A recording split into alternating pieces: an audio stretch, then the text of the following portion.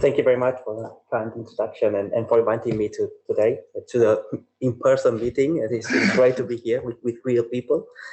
Right, so in the last 5 or 6 years, it's become evident that the normal human epithelia is actually extensively colonized by clones that carry cancer-associated mutations. And despite all of this, the chances of developing cancer and tumors remains extremely low. So the question is why is that? So we focus in one particular tissue, the esophagus. Our group described a few years ago that mutations accumulate in these tissues with age. And when we look at the mutations that are being selected in this tissue, we find that among all this selection, not one is particularly prevalent in terms of number of mutations and the percentage of the epithelium that these mutations occupy. But it's when we start looking at the relative prevalence of the mutations in the normal tissue versus in cancer, where we start to see very interesting differences. For example, if we look at P53, we find that mutations in this gene are much more prevalent in cancer than they are in the normal epithelium. However, the opposite happens with NOTCH1 mutants, where we are much more likely to find in the normal epithelium that we are on cancer. So this raises the intriguing possibility that maybe some of these mutations could actually be protecting us against cancer. So this is what we wanted to investigate in more detail, and particularly the competition between these mutant clones in the tissue and how they may influence early tumorigenesis. So for this, we developed this model where we introduce random mutations in the mouse esophagus by giving them diethylnitrosamine, or DEN for short, in drinking water. So we give this treatment for 2 months. And then we stop the treatment and we collect the tissues sometime later. This is 1 year in this case. So this gives us the opportunity or the chance to these different mutant cells to evolve in the tissue, compete between them, and so on. And when we collect the tissues and we sequence them, we find that again, NOTCH1 is the most predominant driver of clonal expansion in the tissue.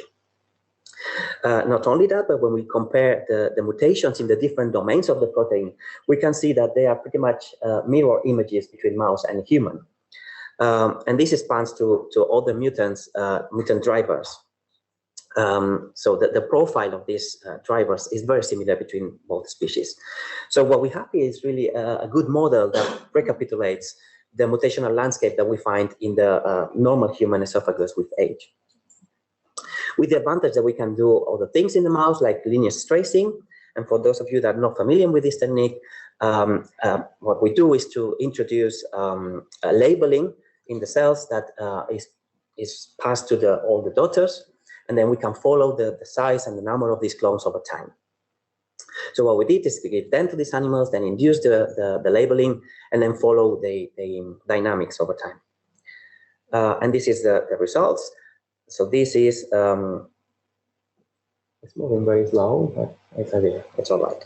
So so this is the whole esophagus of the mouse, and what we can see, it's these yellow points, dots is a clone that we can follow. And straight away you can see that in the DEN-treated animals, the size of these clones is much bigger than in controls. We have the quantifications here. But another thing that we can notice from these images and the quantifications is that the number of clones decreases much faster than in controls.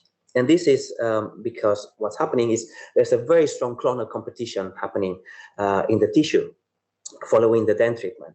And particularly the clones that carry mutations, such as the ones that we've just talked now, are able to outcompete the weaker or less fit neighbors. Right, so this is what's happening in the normal epithelium. But we know that DEN is not only a mutagen, it's also a carcinogen. So we calculate that about most of the tissue really stays absolutely normal, but 2% of the tissue will develop tumors. And this is how the tumors look in this model. And we can see them, we can detect them very early on. This is only 10 days after we stop the DEN treatment. And they are very tiny tumors. They are about 50 microns in diameter and composed of 20, 30 cells.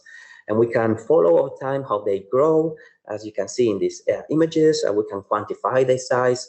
But because we are looking at the whole tissue by confocal microscopy and 3D, pretty much single cell resolution, we can also count how many of these little tumors are in the whole tissue.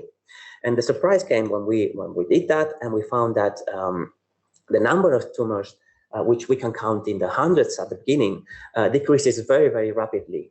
And by 18 months, we can find maybe only 4% of the tumors that were initially there. So we thought this is really nice, because if we can harvest the mechanism of how these tumors are disappearing, maybe we can use it therapeutically. So there are a few ways of how this could happen, but I can tell you that these early tumors are not being eliminated by apoptosis or by lack of proliferation of tumor cells, and also, and surprisingly, they are not being eliminated by the immune system. So next, we thought maybe that very strong competition that is happening in the normal tissue is also responsible for the disappearance of these tumors. So we devised these 3 different scenarios depending on the relative fitness of the tumor cells or the cells that surround these tumors in the normal epithelium. So in the first scenario on the left, the cells within the tumor are fitter than those outside, and so the tumor will grow. In the center, we have the opposite scenario, where the cells that surround these tumors are fitter than those within the tumor. So eventually, these tumors will be outcompeted and eliminated from the tissue. And finally, we have the third situation, where the cells within the tumor or outside will have a similar fitness. And in this case, they will compete in neutral terms. So just by chance, some of them will be eliminated, some of them will stay in the tissue. So we thought that as a proof of concept, we could try to prove this third scenario. And we did that by giving these animals a notch inhibitor, which is called diazepine or DBZ, which basically what we did, because we know that notch is a very strong driver of clonal expansion, we thought that by giving this inhibitor, what we're doing is virtually making all the cells functionally at least mutant for notch 1. So we level up the fitness, so all the cells in the tissue, including in the tumors, would have the same fitness, so they will compete now in neutral terms. So we did that. We gave them to these wild-type animals, and crucially, we waited 10 days after that the treatment. So all the tumors are sitting nicely in the tissue. And after that, we gave the DBZ treatment and collected the tissues a few weeks later. And what we found is indeed the animals that have been treated with DBZ, so that has been the competition in the tissue has been neutralized, have more tumors than those that have not been treated, and because they are not able to eliminate those tumors as efficiently. And this was really nice as a proof of concept, but what we really want to do is eliminate more tumors, so the middle scenario. And for that, we made use of these mice that we've characterized in the lab a few years earlier. And this is a dominant negative of MAMAL1, which is a transcription factor which, downstream of Notch. And cells that express this mutant will have the Notch pathway inactivated, and they are able to grow massively in the tissue and outcompete their neighbors as well. So we know it's a very good competitor. So what we did was similar to the previous experiment.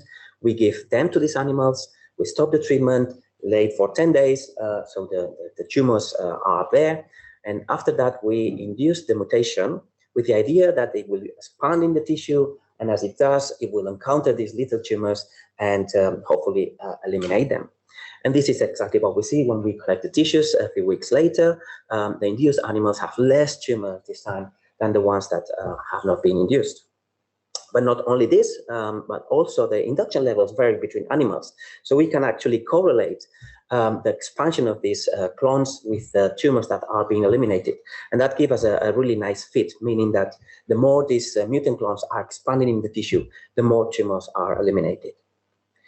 So to summarize, we found that mutant clones in the normal epithelium have a tumor protective role in eliminating these early tumors through cell competition, and therefore it preserves tissue integrity. And we think that this conceptually is very interesting, because it means that the survival of these early tumors not only depends on the mutations that themselves carry, but also on the mutations that are in the normal epithelium that surrounds them. And so treatments that can manipulate the clonal architecture of the normal epithelium could have a role in early cancer prevention. And just to thank everyone involved in this study from the team, especially Phil, our collaborators, funding bodies, and you for listening.